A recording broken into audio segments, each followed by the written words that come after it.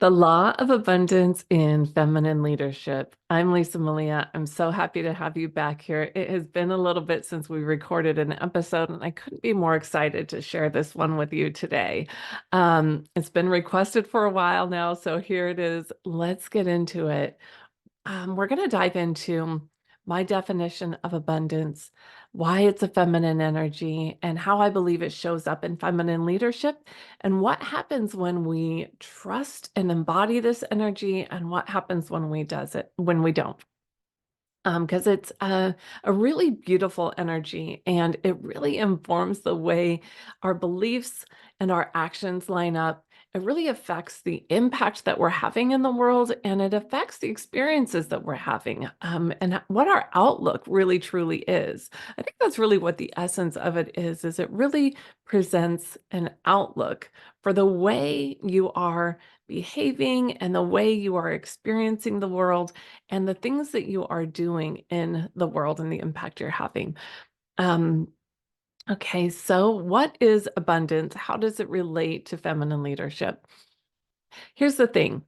I think a traditional sense of abundance might look like I have all these things, right? I have money, I have health, I have housing, I have food, I have family, I have relationships, I have work, I have passion, whatever you want to look at, on the spectrum of things we love to have as human beings or need to have to survive. Um, and our definition of abundance might look a little bit different, but the view of it is, if I'm not hitting 10 out of 10 in all these areas of life, then I must be lacking somewhere. And the sense of growing up in a traditional value system is, if I work hard, I'll have more. If I do more, I'll have more. If I just do a little bit more of this, I'm going to have a little bit more of this. And of course, there is an energetic alignment that needs to happen. But it's not necessarily just this more equals more equals more equals more. That's a very masculine energy that just drives you to more depletion of your internal resources and the resources of the world around you, quite honestly. And so that's when we actually begin working against abundance. There's also a mindset, right? That we need to believe that we are worthy of more in order to be able to receive more. And while that is also true, that isn't the only energy to look at here. Yes, it's about having a mindset shift along the way, but really and truly and honestly, it is about a belief system. My revelation around this came when I realized that, like, doing more didn't always equal more. It led to usually more exhaustion is what I got.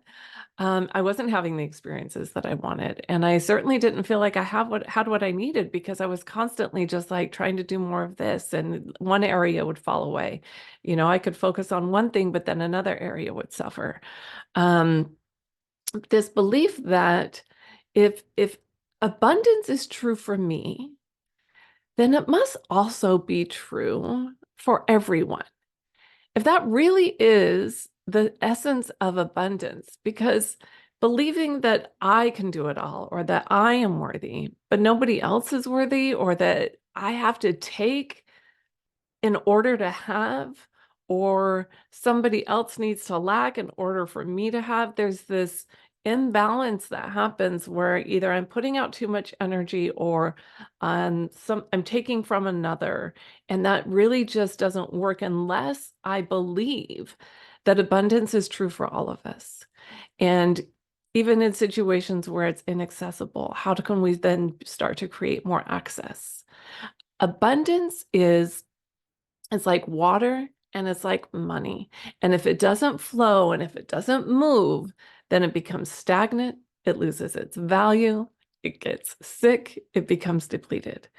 And I look at our physical energy and the relation to this earth that we're on when we look to learn about abundance? What does that really mean? If there is more than enough for everybody, what does that really mean? I mean, if you just really look at this planet, the way it provides this multitude of experiences, of terrain, of vegetation, of lifestyles, of landscapes, of views, all the abundance, right? And available to us in a way to experience it, in a way to live off of it, in a way to be fed and to be nourished. And we can look at places that don't feel as abundant, that don't have as much.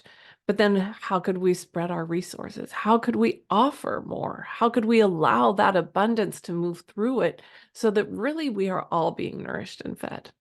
I know that's more on a global scale, but truly and honestly, this is the essence of feminine leadership. And we are seeing a lack of abundance in our leadership on a global scale. I'll dial it back to see how, just to talk about how this influences us in our daily lives. But that is the bigger picture of how it also influences us on a global scale when we believe and we trust in abundance, when we really trust that there is enough for all of us. There is more than enough for all of us. And how can we draw upon more resources while also gifting more resources? And so that we can ourselves be able to provide more to the things that we care about and show up more for the things that we care about, support more for the things that we care about, and also be in collaboration and community and connection in receiving and drawing upon the resources that are available to us. Even though it feels like we might not have them, we have access to them. So this is really creating an access to the resources that you need, or the people that you need, or the experiences that you desire, to create a flow and a movement of the energy so that it can come to you and through you. And that is the feminine essence of abundance. It's the feminine energy. It is something that is meant to flow. It is here for everyone. The earth is here for everyone. Abundance is here for everyone. And we are here to learn and unlearn how to work with that energy and how to move that energy. I do want to tell you, I'll pause for a moment here and tell you about a workshop that I have coming up. It is the Abundant Feminine Leader. It's coming up in a week if you're listening to this podcast episode, the week of May 15th. And we're diving into all of this. So I really encourage you to get to that link in the show notes here and sign up to attend. If it's cost prohibitive, send me a message. We'll get you in there. But I really want you to think about how this impacts the way you lead, the way you show up, the experiences that you're having. And even if you're feeling stuck and you're feeling like, I don't have access to these things, and how do I get them? How do I shift my beliefs so that I can see the possibility that's really right in front of me, and make sure that we as feminine leaders are having the impact that we want to have in the world. So this is the other side of abundance, and that is that we're having the impact that we want to have in the world, that we are staying true to our values and staying true to our mission, having the impact that we desire. And the way we do that is having a belief and a trust in this feminine energy, that we don't have to deplete ourselves, and we don't have to deplete our resources, and we don't have to take from somewhere else in order for something else to be improved. And it's just really understanding how to build a network and how to build the capacity to receive and connect and move these resources in a way that fills you up, that is able to work with the things that you care about. And how do you do that? How do you start to bring and call these things in? It's going to look a little bit different for everybody. Of course it is, because we all come to the table with different gifts. I'm going to be able to share something or a connection or a resource or an ability that I have or a knowledge that I have. There's so many ways, right? My art, my anything, my skills that I can bring to the table. And everybody's going to come to the table with something else. And so often there's people around us, there's resources around us that we don't see. And we get so in our tunnel vision or our mindset about thinking that, we can just do it all or have it all, right? We forget sometimes to take these blinders off, and sometimes they're very sneaky in the way that they show up. Um, and, in feminine spaces, you find that it's not uncommon for women to feel like they don't trust other women, even that they haven't had a lot of strong female relationships, that they feel competitive, or they feel maybe a little bit like they don't belong, or they are having a little bit of imposter syndrome. All of these little micro negative energies that can show up. This is where not having that faith and that belief and that trust in abundance will show up. It's very sneaky the way it does, but it will show up in comparison and competition and self-doubt.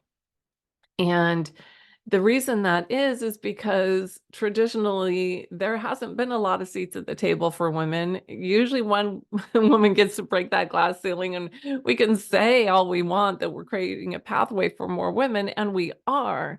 But it's time to really re-examine that, the way we look at that energy and the way we engage with it, because there's more than enough for all of us. There isn't just one seat at the table anymore. And even if it's our own business that we're running and we're in an all-women networking group, or we're thinking about all the things that we're doing, and even if it's somebody that's doing the exact same work that you're doing, right? Believing that there is more than enough. We all can be feminine leadership coaches, right? I'm not going to be everybody's flavor, right? So how do we even just refer people that supposedly are in competition with you, or refer to that woman that you admire, or that woman that you think, wow, she doesn't even see her own magic. Let's build her up. Those are just some very obvious and tangible ways that we can start to look at how we might be holding back not only opportunity from ourselves, but opportunity for others. Um, it can show up in conversations. It can show up as in like not listening very well, or talking over each other, or competing for space, or competing for um, the credit, or competing for that opportunity. And really just trusting that your opportunities are available to you. There's other opportunities that are aligned for other people. Um, and to abundantly let those opportunities even move through you. Let those possibilities move through you. Stay open to, the tickets to an event that you're not even going to, but somebody else might, so that you can just like let the energy flow, let the movement go. You don't have to just hold it all. You can actually expand by allowing it to move through you. You can actually begin to call in more resources, and return more resources, and gift more resources. When you start to really see this entire web start to communicate with you, the little lights going off, so that you can make those connections and bring that together and take the advantage of that opportunity, and gift this other thing to somebody in need, and really build up this energy that in essence really helps us manifest the life that we desire very, very quickly. So you talk about like quantum growth and quantum manifestation. This really clears the pathway. It opens it up and brings even more possibility to the table in infinite ways that you don't even see. So start to notice the small ways that this shows up, and the big ways that it shows up. And when we come together, it explodes. That's what it does. You get some energy like this together, and it becomes such an ignition point for bringing this into the world in even more impactful ways. And, going back to the way it's going to show up in our households, the way it's going to show up in our friendships, our communities, the work we do, and the impact we're having. And it's so necessary, especially at this time in the world and what's happening globally, that we begin to shift the tide, so that feminine leadership and abundance and that wisdom really comes forward, where we don't have to resort to fighting over land, fighting over freedom, fighting over choices of our bodies. We don't have to on a global scale, on a political scale, on even in our own countries, I'm in the US and, fighting for our bodily autonomy, our medical system. We don't have to suppress another so that our beliefs can be respected, so that we can have choice. There's just no need for that. We can have our choices, other people can have their choices, and we will all be more than okay. And when this becomes the opposite of that, those are the things that we start to see happening in a very dramatic and horrific way when we allow that toxic need for more equals more to drive and lose its control and its ability to discern and keep going after more control, more harm, more dominance. And it's killing us and it's killing our planet and it's killing our energy.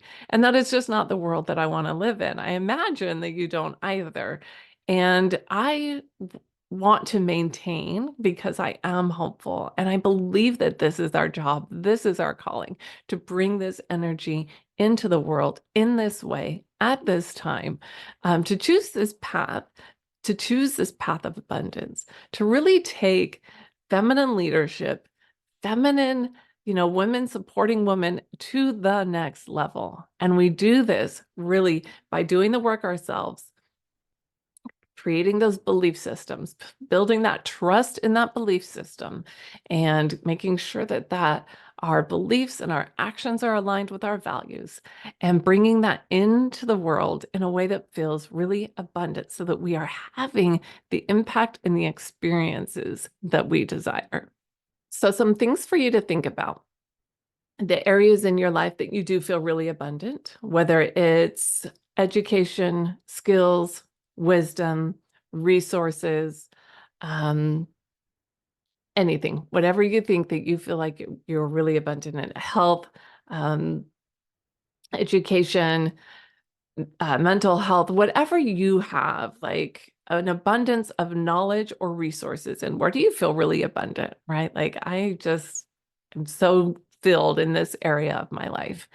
And what areas do you feel like you don't have as much right now? Maybe you have in the past, maybe you would like to in the future, maybe right now there's an area of support where you would like to have or feel more abundant in. And then I want you to get really creative and think about where you might be able to access that. And start to look at it in a very untraditional way. And one example I will give is, say, you can talk about wealth or money. And somebody might not feel like I'm very wealthy. Maybe I don't have a lot of money, maybe whatever. But you're a financial advisor, you're very good with money. Maybe you're an accountant, maybe you have a skill set that helps people learn how to access money or where to go for funding, or maybe you've worked with a nonprofit and you know how to do grant writing, right? There's so many ways you can look at how to access money and resources, or maybe there's programs available, or different nonprofits to go and seek help from. So I want you to start to look at in an untraditional way of the do more, get more, and start to see what resources and what other ways there is an opportunity to access that type of energy or support that you're looking for, to connect with or to provide to somebody else. And it can look that way just about any area of your life. There are more than one way to go after some of these things and start to build those connections on those opportunities for yourself.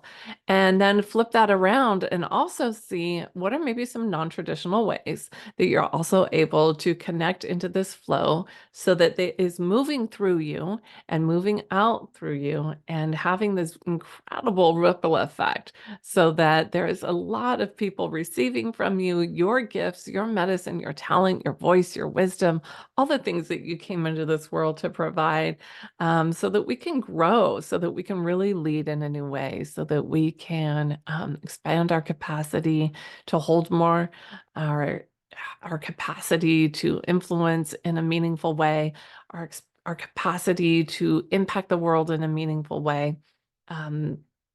and in our capacity to have the experiences that we came to have in this lifetime that we desire and that we want, and believe that we can make that available by holding that vision, by doing that work, that we can impact other women to be able to do the same.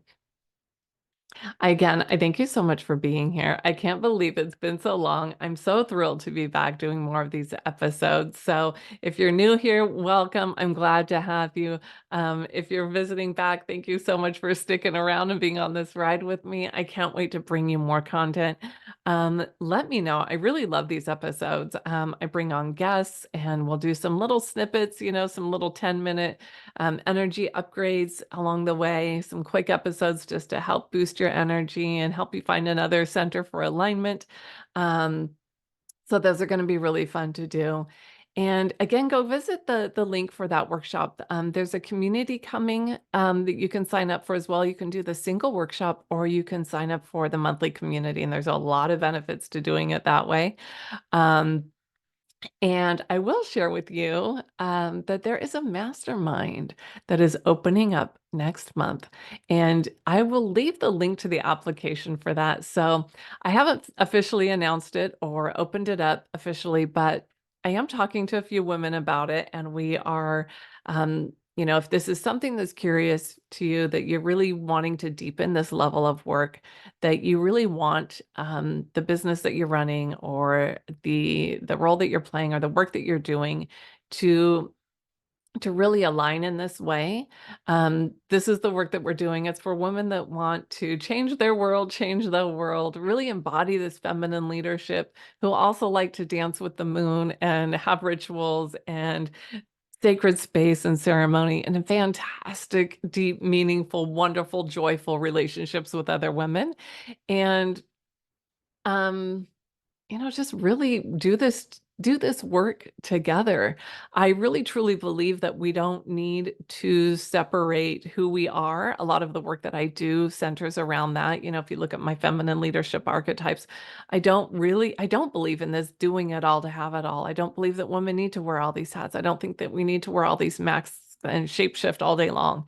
I want our whole selves to be showing up all the time. It is far more resourceful and energetically aligned when we do it that way.